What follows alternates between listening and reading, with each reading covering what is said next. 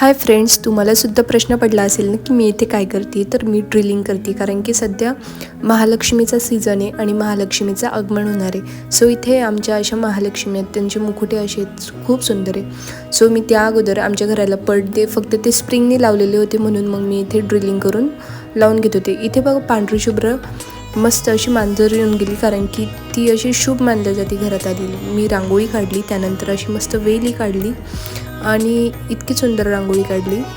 फक्त आता वाट बघते, म्हणजे पाऊस येऊन याचंच होतं, कारण की एकदा गौराईचं आगमन झालं की नंतर मग पाऊस आला तर काही हरकत नव्हती.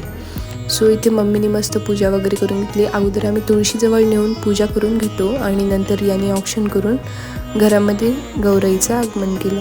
नंतर मम्मीने आगमन केला. यावर्षी आमचा प्लॅन असा होता की मी आणि रिया दोघीजणी साडी घालून आगमन करणार होतो, पण तेच पॉसिबल झालं नाही.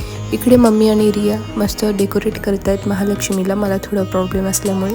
आणि नंतर रियाने एका साईडला ओपन ठेवलं होतं, तिथे मस्त असे ते काय म्हणतात डेकोरेटिव्ह आयटम्स लावले होते. त्यानंतर आरती केली दोन्हीकडे पण, गणपती बाप्पाकडे पण आणि महालक्ष्मीकडे पण.